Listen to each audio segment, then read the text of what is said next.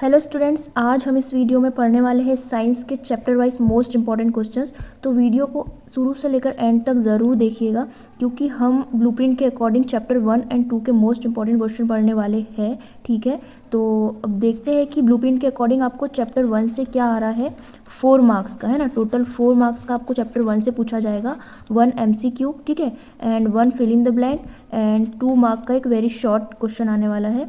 तो ऐसे टोटल आपको 4 मार्क्स का चैप्टर 1 से पूछेंगे। ठीक है, एंड जो चैप्टर 2 है ना, उससे आपको आने वाला है 5 मार्क्स का एक लॉन्ग आंसर टाइप क्वेश्चन। ठीक है, तो चैप्टर 1 और 2 को आज हम फिनिश करेंगे, तो वीडियो को एंड तक ज़रूर देखिएगा। ठीक है, तो ये है chapter 1 crop production and management. ठीक है, तो इससे आपको 1 MCQ and 1 fill in the blank आने वाला है, मतलब 2 ऑब्जेक्टिव्स आने वाले हैं। तो हम इसके ऑब्जेक्टिव्स करेंगे और very short type question solve करेंगे। ठीक है, लर्न करेंगे। तो देखते हैं क्या है इसके MCQs। ठीक है, ये मोस्ट इंपॉर्टेंट है। फर्स्ट MCQ है the crop of paddy and maize is, है ना। क्रॉप मतलब क्या होता है, फसल। ठीक है, और पैडी एंड मैज ये कौन सी फसल होती है। तो आपकी फसल जो होती है, आपकी जो क्रॉप होती है, वो 2 टाइप की होती है। ठीक है, कौन सी होती है, खरीफ, है ना, खरीफ क्रॉप, एंड सेकंड होती है रबी क्रॉप, है ना, खरीफ की फसल एंड रबी की फसल। तो आपको इसके एग्जाम्पल भी याद करने पड़ेंगे, तभी आपको ये एग्जाम में याद आएगा। ठीक है, तो जो खरीफ की क्रॉप होती है वो कौन सी होती है, पैडी, है ना। इसका मतलब क्या होता है, धान इसे हिंदी में बोलते हैं ना, राइस चावल। और मेज़ क्या होता है, मक्का, है ना, कॉर्न बोलते हो, जैसे आप जो भुट्टा खाते हो ना, पॉपकॉर्न बोलते हो वो। और क्या होती है, सोयाबीन, ऐसे एक्सेट्रा। ठीक है, तो वो होती है। रबी की क्या होती है, रबी की होती है जैसे गेहूँ, चना, है ना, क्या बोलते हैं हम उसे इंग्लिश में, वीट, है ना, ग्रैम। और क्या होगा, मस्टर्ड हो जाएगा, सरसों, पल्सेस, है ना, और जितनी भी दालें हैं वो क्या होती है, रबी की फसल होती है। तो अभी हमें क्या पूछा है, क्रॉप ऑफ पैडी एंड मैज, तो ये क्या है, खरीफ की फसल है। तो हमारा आंसर क्या हो जाएगा, बी, खरीफ। ठीक है, जब हम वेरी शॉर्ट टाइप क्वेश्चन पढ़ेंगे तो उसमें आपको ये क्वेश्चन आएगा जिसमें आपको खरीफ और रबी की फसल कब बोई जाती है ये भी बताना पड़ेगा, और कौन सी फसल, कौन सी क्रॉप खरीफ की है और रबी के ये भी बताना पड़ेगा। तो आप तब लर्न कर लेना। ठीक है, अभी हमारा क्या आंसर हो जाएगा, ऑप्शन नंबर बी। सेकेंड है the agricultural tool seed drill is useful for which work. अब सीड ड्रिल क्या होता है, बीज बोने वाली मशीन। ठीक है, तो सीड ड्रिल कब यूज़ करेंगे, जब बीज बोएंगे, और उसको हिंदी में क्या बोलते हैं, बुआई, मतलब कि इंग्लिश में क्या कहते हैं उसे, सोविंग। सोइंग यानी होता है बोना, बुआई। ठीक है, हार्वेस्टिंग तो फसल काटना होता है, वीडिंग मतलब होता है निंदाई करना, है ना, जो क्रॉप के बीच में जो एक्स्ट्रा घास वगैरह उग जाती है उसको अलग से नींदना पड़ता है। ठीक है, तो उसे बोलते हैं निंदाई, वो होता है वीडिंग। और इरीगेशन तो आप जानते ही होंगे ना, क्या होता है, सिंचाई, अलग अलग सिस्टम होते हैं उसके ना, ड्रिप सिस्टम होता है, स्प्रिंकलर होता है, वो फव्वारे वाली सिंचाई होती है, ड्रिप सिस्टम से पाइपलाइन लगा के पानी दिया जाता है ना। तो इसमें क्या आंसर हो जाएगा हमारा, ऑप्शन नंबर बी। आपको रटना नहीं, आप समझ लीजिए, आपको इजीली एग्जाम में आंसर याद आ जाएगा। Question number 3, which of the following doesn't provide nutrients to soil. मतलब सॉइल मतलब क्या होता है, मिट्टी, और न्यूट्रिएंट्स क्या होता है, पोषक तत्व। मतलब कि कौन है जो मिट्टी को पोषक तत्व नहीं प्रदान करता है। ठीक है, तो क्रॉप रोटेशन क्या होता है, फसल चक्र, इससे तो न्यूट्रिएंट्स मिट्टी को मिलते हैं। ठीक है, फील्ड लेफ्ट अनकल्टिवेटेड और फेलो फॉर सम टाइम, मतलब कि जमीन को बहुत दिनों तक के बंजर छोड़ देना, इससे भी कोई दिक्कत नहीं है। यूज़ ऑफ ऑर्गेनिक मैन्योर, ठीक है, ये तो बहुत अच्छी बात है, जैविक खाद, है ना, कंपोस्ट जो होता है, उससे तो सॉइल को और ज़्यादा न्यूट्रिएंट्स मिलते ही है। तो हमारा आंसर क्या हो जाएगा, हार्वेस्टिंग। ठीक है, जो फसल कटाई होती है ये मिट्टी को न्यूट्रिएंट्स प्रोवाइड नहीं करता। ठीक है, तो option number B is right. Fourth है पहली leaves in the area of less water, which method of irrigation see must use to protect water loss, and by that method water falls drop by drop directly near the roots of the plants. देखिए समझिए कि question क्या है। पहेली रहती है एक ऐसी जगह पर जहाँ पर पानी की क्या है, कमी है बहुत। ठीक है, तो उसे इरिगेशन के लिए, इरिगेशन मतलब मैंने आपको अभी बताया क्या होता है, सिंचाई। ठीक है, जो हमारी क्रॉप्स होती है उससे पानी की भी तो ज़रूरत होती है ना, फसल को हम कुछ भी ज़मीन में बोते हैं तो इरिगेशन की वो कौन सी मेथड है ना, कौन सा सिस्टम यूज़ करें कि उसका पानी वेस्ट ना हो, है ना, वाटर प्रोटेक्ट हो, कम से कम पानी में फसल अच्छी तरह से उग जाए। ठीक है, तो क्या होता है, ये है अलग अलग इरिगेशन की मेथड। ठीक है, तो ड्रिप सिस्टम इसका आंसर हो जाएगा, क्योंकि ड्रिप सिस्टम कैसे होता है, देखिए मैं आपको एक इमेज के थ्रू दिखाती हूँ।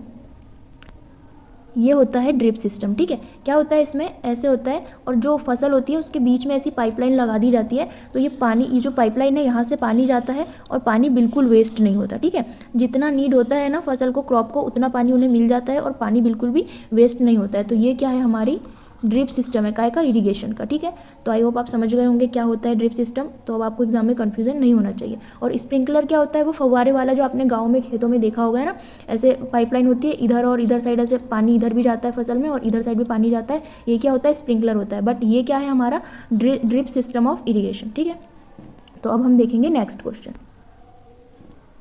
हमने ये पढ़ लिया, हमारा आंसर क्या हो जाएगा, ऑप्शन नंबर बी। ठीक है, क्या हो जाएगा, drip system. Fifth question is the process of loosening and turning of soil is called, है ना, मतलब कि जो सॉइल है, मिट्टी, उसको नरम करना है ना और पतला करना क्या कहलाता है। अब आप बताइए, आपने देखा होगा कि जो खेतों में, जो गांव में क्या होता है, जो बैल होते हैं उनके पीछे एक हल होता है ना, और वो आगे आगे चलते हैं और पीछे से क्या होता है, जुताई होती है खेत की, ठीक है। मतलब मिट्टी ऐसे ऊपर ऊपर आती है और ऐसे पतली होती है ना, तो उसको क्या बोलते हैं हम, टीलिंग, है ना, क्या बोलते हैं, टीलिंग। उसके बाद में फिर वहाँ पर क्या होता है, बीज बोते हैं, ठीक। तो ये क्या होती है, सॉइल को लूसनिंग एंड टर्निंग, मतलब क्या होता है, टीलिंग और प्लकिंग, ठीक है। तो ये होता है जुताई करना, ठीक। अभी तो बहुत सारी मशीनें बन चुकी है, लेकिन गांव में अभी भी क्या होता है, बैल द्वारा ये होती है, ये वाली प्रोसेस, ठीक है। क्वेश्चन नंबर 6 है, proper pair of rabi crops. अभी हमने पढ़ा था खरीफ की क्रॉप में पैडी एंड मैज था, ठीक है। तो अब जो रबी की क्रॉप है उसमें क्या होता है, मैंने आपको बताया था वीट और ग्राम, है ना, गेहूँ चना, तो सोयाबीन तो नहीं होता, ये तो हो जाएगी खरीफ की, तो हमारा आंसर सी सही होगा, ठीक है। वीट एंड ग्राम मतलब गेहूँ चना, ये क्या होता है, रबी क्रॉप होता है ना, और खरीफ में क्या था, पेडी मेज सोयाबीन, है ना, वो था, तो ये क्या हो जाएगा, wheat and gram. Question number 7 देखेंगे। Question number 7 is which of the following machine is use to separate seed and the chaff from harvested crops. मतलब कि जो फसल होती है, जो क्रॉप होती है, उसको भूसे से अलग कौन सी प्रोसेस करती है, कौन सी मशीन करती है, ठीक है। तो वो कौन सी मशीन होती है, हमारी कंबाइन। देखिए सीड ड्रिल क्या होता है, ये तो बीज बोने की मशीन होती है, सोविंग में यूज़ होती है, ठीक है। कल्टीवेटर भी नहीं होगा, हमारा आंसर होगा कंबाइन मशीन। अब मैं आपको दिखाती हूँ कंबाइन मशीन कैसी होती है, ठीक है, देखेंगे हम। ये देखिए, ये क्या है, आपकी कंबाइन मशीन, ठीक है। ये जो फसल होती है ना, जैसे गेहूँ या कुछ भी हमने बोया होता है, तो ये क्या होता है, वो इसमें यहाँ से कटती है, इधर जाती है, भूसा अलग हो जाता है उड़ करके, और जो फसल है वो एक साइड में इसमें जमा हो जाती है, ठीक है। तो ये होती है हमारी कंबाइन मशीन, तो अब आपको भूलना नहीं है, ठीक। नेक्स्ट देखेंगे।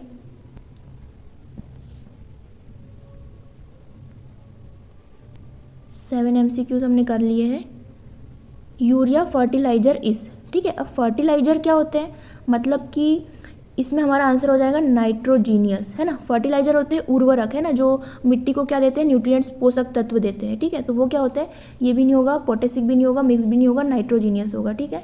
तो ये होता ही है, जैसे नाइट्रोजन, पोटेशियम और फॉस्फोरस से सॉइल को क्या मिलता है, न्यूट्रिएंट्स मिलते हैं, ठीक है। तो ये हो जाएगा nitrogenous. Question number 9, the chemical substances which provide nutrients to plant, ठीक है, यहाँ प्लांट होगा, इस कॉल्ड, ठीक है। जो केमिकल सब्सटेंस होता है ना, जो न्यूट्रिएंट्स प्रोवाइड करता है किसको, प्लांट को, वो क्या होते हैं, हमारे फर्टिलाइजर, ठीक है। अभी हमने पढ़ा क्या होते हैं, उर्वरक, तो क्या होगा answer, fertiliser. The process of removal of weeds is called. अभी मैंने आपको बताया था कि वीड्स क्या होते हैं, जो खरपतवार होते हैं ना, जो फसल के बीच में उग जाते हैं और उनका जो पोषक तत्व फसल को मिलने वाला होता है वो यही ले लेते हैं, इसलिए क्या करते हैं लोग, वीडिंग करते हैं ना, मतलब कि निंदाई करते हैं और उनको उखाड़ के फेंक देते हैं, ठीक है। तो इसमें 10th में हमारा क्या आंसर हो जाएगा, वीडिंग। और ये तो फसल को काटना है, इरिगेशन तो सिंचाई है, प्लगिंग तो मैंने अभी आपको बताया, टीलिंग जो जुताई होता है ना, मिट्टी को नरम करते हैं, ढीली करते हैं ना, ताकि बीज अच्छे से अंदर जा पाए और ऊपर से मिट्टी कवर हो जाए, ठीक। Question number 11, continuous cultivation of crops makes the soil poor in nutrients, manures and fertilisers are mixed in soil for better yield of crop. देखिए क्या पूछ रहा है कि कौन सा न्यूट्रिएंट्स का पेयर है ना, जो सॉइल को बहुत ज़्यादा न्यूट्रिएंट्स प्रोवाइड करता है, ठीक है। तो वो होता है डी ऑप्शन राइट होगा, नाइट्रोजन, पोटेशियम एंड फॉस्फोरस, ठीक है। आपको कन्फ्यूज़न नहीं होना चाहिए, क्योंकि नाइट्रोजन यहाँ भी है, फॉस्फोरस यहाँ भी है, लेकिन वो पेयर कौन सा है जो बेस्ट है, सॉइल को न्यूट्रिएंट्स प्रोवाइड करता है, ये नाइट्रोजन, पोटेशियम एंड फॉस्फोरस। तो option number D is right. Next देखेंगे, ये आपको एक पिक्चर दी हुई है, ठीक है, ये दी हुई है आपको picture. This figure is related with which of the irrigation process, ठीक है। अभी मैंने आपको बताया इरिगेशन क्या होता है, सिंचाई, है ना, पानी देने की व्यवस्था, है ना, फसल जो क्रॉप हम लगाते हैं उसको पानी देने की व्यवस्था। तो ये क्या है, ये है, इमेज के थ्रू आप देख सकते हो कि यहाँ पर क्या हो रहा है। मैंने आपको ड्रिप सिस्टम बताया है, पाइपलाइन के थ्रू वाटरिंग होती है ना, इरिगेशन मतलब वाटरिंग भी कह सकते हैं हम उसे। और यहाँ पर क्या हो रहा है, देखिए ये पाइपलाइन है, ये इधर पानी जा रहा है ना, ये पाइपलाइन है, इधर साइड भी पानी जा रहा है, इधर साइड भी पानी जा रहा है, ये पाइपलाइन है, यहाँ पानी जा रहा है, यहाँ पानी जा रहा है। तो ये क्या होता है, गांव में आपने देखा होगा, जैसे मैंने आपको बताया था, आप उसे फव्वारा कह लीजिए, हम बोलते हैं ना, और बच्चे खेलते भी है उसके नीचे। तो ये क्या होता है, स्प्रिंकलर, ठीक है। तो ये कौन सा सिस्टम है हमारा, ये हो गया इरीगेशन का स्प्रिंकलर सिस्टम, ठीक है। तो हमारा कौन सा ऑप्शन सही होगा, option number D. Drip system की इमेज मैंने आपको बता दी है। और ढेकली क्या होता है ये भी देख लीजिए, ढेकली हम देखेंगे, ये कंबाइन मशीन थी, ये होता है ढेकली, ठीक है। ड्रिप सिस्टम भी आपने जान लिया, पाइपलाइन के थ्रू इरिगेशन करते हैं, सिंचाई करते हैं। उसके बाद आपने ढेकली भी समझ लिया कि ऐसे पानी कुएं से निकाल करके यहाँ पर डाला जाता है और यहाँ से ये ऐसे रास्ते बने होते हैं, ठीक है, और ऐसे यहाँ से पानी डिवाइड होता है, यहाँ से इधर जाएगा, आगे जा करके यहाँ जाएगा, आगे जा करके ऐसे फसलों में पानी अलग अलग रास्तों से पहुँच जाता है, ठीक है। तो ये कौन सी प्रोसेस है, ढेकली, ठीक है। ड्रिप सिस्टम भी आपने देख लिया, पाइपलाइन के थ्रू पानी देते हैं। उसके बाद में हमने कौन सा देखा था, स्प्रिंकलर देख लिया, फव्वारे वाली प्रोसेस, ठीक है। और ये थर्ड हो गया आपका ढेकली। तो यदि आपको एग्जाम में अगर ये भी पूछा कि इरिगेशन सिस्टम मतलब कि एग्जाम्पल दीजिए कौन सी प्रोसेस मेथड है, तो आप ये भी लिख सकते हो, ठीक है। तो आई होप आप समझ गए होंगे। उसके बाद हम देखेंगे, ये हो गए आपके 12 MCQs कंप्लीट, ठीक है। अब हम देखेंगे फिल इन द ब्लैंक, ठीक है, और यहाँ से भी 1 मार्क हम हमारा पक्का करेंगे, 1 नंबर, ठीक है। फर्स्ट है the sowing of blank crop is completed from June to September, ठीक है। मैंने आपको बताया था कौन सी क्रॉप होती है, खरीफ क्रॉप एंड रबी क्रॉप, और जून टू सेप्टेम्बर कौन सी क्रॉप लगाई जाती है, खरीफ क्रॉप, ठीक है। तो यहाँ पर आप क्या लिखोगे, खरीफ, ठीक है। और जो रबी क्रॉप होती है वो अक्टूबर टू मार्च होती है, ठीक है। सेकेंड है the same kind of plants grown and cultivated on a large scale at a place is called, मतलब कि लार्ज स्केल मतलब बहुत बड़े एरिया में जो हम लगाते हैं ना क्रॉप, जो फसल लगाते हैं हम, और जैसे गेहूँ हो गया है ना, सोयाबीन हो गया, जो भी होता है, तो वो क्या होती है, क्रॉप, उसको हम बोलते हैं हिंदी में फसल, ठीक है। तो यहाँ पर आंसर आ जाएगा क्रॉप। थर्ड है the use of blank for sowing saves time and labour, है ना। थर्ड में क्या होता है कि जो बीज बोने का तरीका है, अब पहले क्या होता था, इंसान बीज बोते थे, अब क्या होता है कि मशीनें आ गई है बहुत सारी, तो वो होती है सीड ड्रिल, है ना। आंसर क्या हो जाएगा हमारा, सीड ड्रिल। तो सीड ड्रिल के थ्रू हम बीज को बो सकते हैं और टाइम बचा सकते हैं, ठीक है, लेबर का यूज़ उसमें नहीं होता। फोर्थ है the first step before growing crop is blank of the soil, ठीक है। अब क्या होता है, हम क्या करेंगे कि बीज बोने से पहले हम क्या करेंगे मिट्टी में, तो क्या करते हैं, जुताई करते हैं ना, टीलिंग करते हैं, अभी मैंने आपको बताया था, जिससे मिट्टी नरम हो जाती है, फिर बीज को, सीड को बोते हैं और अच्छे से कवर कर देते हैं, तो वो अच्छे से ग्रोथ हो जाती है उसकी, ठीक है। तो यहाँ पर हमारा क्या आंसर हो जाएगा, प्रिपरेशन, मतलब क्या करते हैं हम पहले तैयारी करते हैं टीलिंग करके, उसके बाद में क्या करते हैं, बीज को बोते हैं, तो इसका आंसर हो जाएगा प्रिपरेशन, ठीक है। यह है 4th नंबर पे इसका आंसर।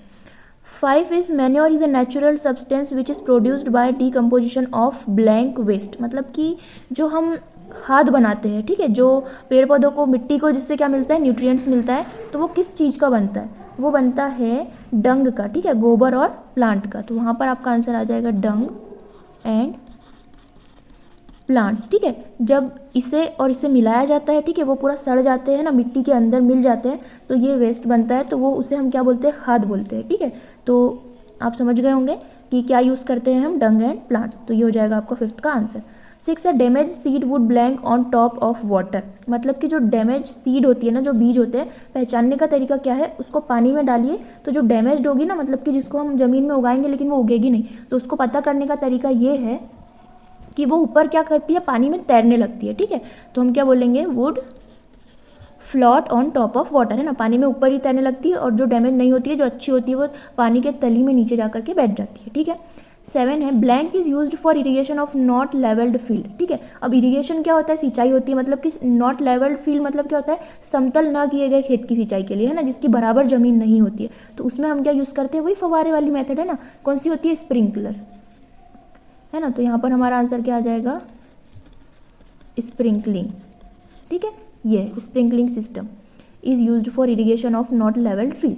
क्वेश्चन नंबर 8 है fill in the blanks. For growing a crop sufficient sunlight blank and blank from the soil are essential, क्या ज़रूरत है, सनलाइट मिल गया, उसके बाद में वाटर की नीड है ना, फिर और क्या चाहिए, न्यूट्रिएंट्स चाहिए मिट्टी को, है ना, सॉइल को, तो यहाँ पर क्या आ जाएगा, न्यूट्रिएंट्स। ये है आपका 8th आंसर, ठीक है। और फिर क्या हो जाएगा, फसल की अच्छी ग्रोथ हो जाती है। 9 है 2,4-D ईज़ा, ये क्या है, वेडिसाइड्स होता है, ठीक है। तो यह आपका 9th में आंसर हो जाएगा वीडिसाइड्स। अब हो गए हमारे ऑब्जेक्टिव्स कंप्लीट। अब हम करेंगे वेरी शॉर्ट टाइप क्वेश्चन। तो फर्स्ट है आपका, जो मैं आपको स्टार्टिंग से समझा रही हूँ कि क्रॉप क्या होती है, 2 टाइप की होती है ना। तो फर्स्ट क्वेश्चन वही है, what do you mean by crop and how many groups classes are crop classified, ठीक है। तो हम देखेंगे, मैंने आपको बता दिया है ऑलरेडी कि 2 टाइप की होती है क्रॉप, ठीक है। The crop the plants of the same kinds are cultivated, बहुत प्रिंटिंग मिस्टेक होती है परीक्षा अध्ययन में, ठीक है। Are cultivated at one place on large scale, these plants are called crop, ठीक है। मतलब कि ये जो होती है लार्ज स्केल में बहुत बड़े एरिया में जो हम फसल उगाते हैं उसे क्या बोलते हैं, क्रॉप, ठीक है। वो क्या होती है, फसल। और ये कितने टाइप की होती है, 2 टाइप की, ठीक है। मेनली इन 2 ग्रुप्स, ठीक। तो फर्स्ट है हमारी खरीफ क्रॉप एंड सेकेंड है रबी क्रॉप। तो जैसे मैंने आपको बताया था कि पेडी, मेज एंड सोयाबीन है ना, क्या होती है हमारी खरीफ की क्रॉप, और ये कब लगाई जाती है, जून टू सितंबर, ये आपको याद रखना है। फिल इन द ब्लैंक में भी आ सकता है। एंड सेकेंड है रबी क्रॉप, अक्टूबर टू मार्च लगाई जाती है। इसमें क्या आता है, गेहूँ, चना, सरसों है ना, ये व्हीट, ग्राम, मस्टर्ड यानी सरसों होता है, और ये गलत लिखा हुआ है, ठीक है, ये है मस्टर्ड एंड पल्सेस, ये क्या होता है, दालें अनेक प्रकार की, ठीक है। तो ये होती है हमारी रबी क्रॉप। तो आई होप आप समझ गए होंगे, आपको लिखना पड़ेगा और उनके एग्जाम्पल भी देने पड़ेंगे एग्जाम में, तभी जाकर के आपको 2 मार्क्स मिलेंगे। सेकेंड है व्हाट इज टिलिंग और प्लगिंग। मैंने आपको बताया जुताई करना है ना, मिट्टी को नरम करते हैं, तो क्या होगी, the process of loosening and turning of the soil is called tilling और प्लगिंग, है ना। क्या कर रहे हैं, सॉइल को थोड़ा पतला कर रहे हैं ना, तो वो होती है हमारी प्रोसेस टिलिंग की, ठीक। व्हाट इज थ्रेसिंग, आपने गांव में देखा होगा एक थ्रेसर मशीन है ऐसा बोलते हैं, उससे क्या होता है, it is the process of separating the grain seeds from the chap, मतलब कि भूसे से जो फसल होती है, जो हमारी क्रॉप होती है, उसको क्या करते हैं, अलग करते हैं, ठीक है, किससे, थ्रेसर मशीन से। तो ये वही है उसका answer, it is the process of separating the grain seed from the chaff, ठीक। तो ऐसा आंसर आपको लिखना पड़ेगा। Question number 4, why are the earthworms and microbes called the friend of the farmers, ठीक है। मतलब कि जो खेती करने वाले किसान है ना, तो उनको ये जो अर्थ वॉर्म और माइक्रोब्स हैं, क्यों उनका फ्रेंड कहा जाता है ना, फार्मर्स का फ्रेंड इन्हें क्यों कहा जाता है, ऐसा हमें पूछा गया है। तो क्या लिखोगे आंसर में, the earthworms and microbes turn and loosen the soil and add humus to it, मतलब कि सॉइल को क्या करते हैं, थोड़ा ऐसा हल्का हल्का पतला सा बना देते हैं ना, और क्या करते हैं, उसमें ह्यूमस ऐड कर देते हैं। So they are called the friends of farmers. देखिए अर्थवॉर्म मतलब क्या होता है, केचुए, आप सभी को पता है, केचुए ऐसे ज़मीन में गड्ढा कर करके जाते हैं और मिट्टी को कैसा उभरा उभरा हुआ सा बना देते हैं ना, तो वहाँ पर खाद बनाते हैं, तो क्या होता है, न्यूट्रिएंट्स मिलते हैं सॉइल को, है ना, और वहाँ पर फिर हम कुछ लगाते हैं तो अच्छी ग्रोथ होती है क्रॉप की, तो इसीलिए उन्हें किसानों का क्या कहा गया है, फ्रेंड्स, है ना।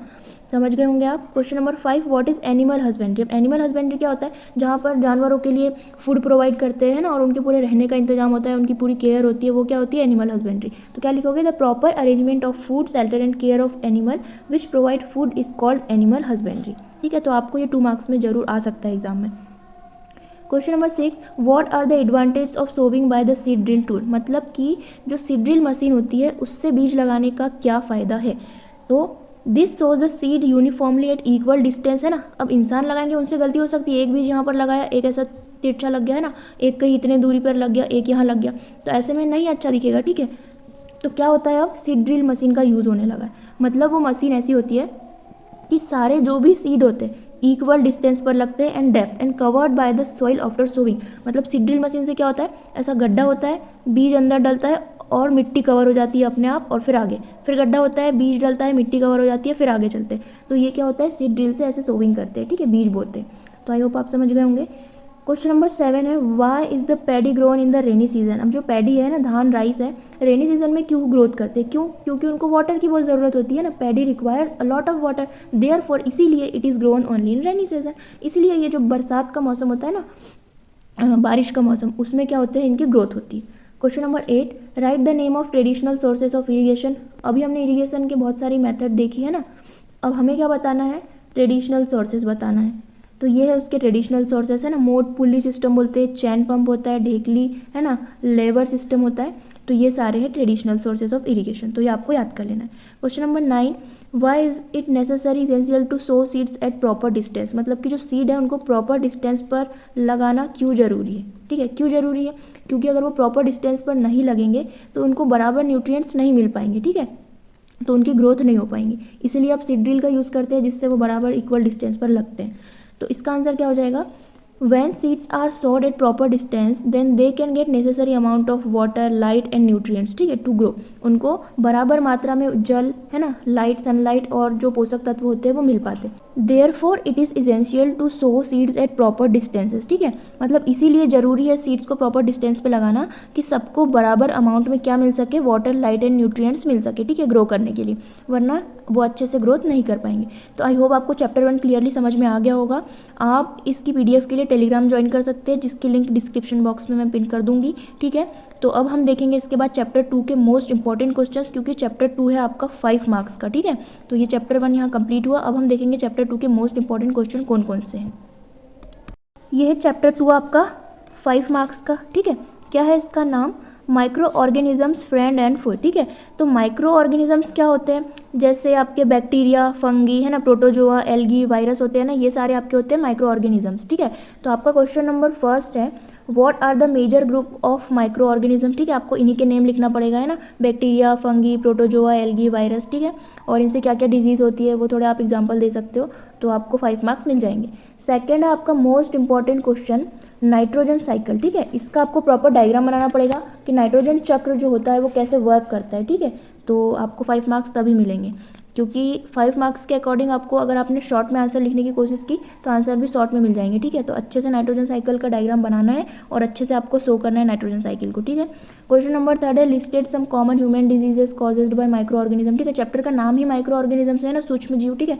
तो कौन कौन सी ह्यूमन डिजीज होती है, जैसे ट्यूबरकुलोसिस होता है, मीजल, पोलियो है ना, टाइफाइड होता है, हेपेटाइटिस होता है, मलेरिया होता है, तो आपको वो बताना है। और कैसे होता है, बैक्टीरिया से हो रहा है या वायरस से हो रहा है ना, या प्रोटोजोआ से हो रहा है, ये बताना है।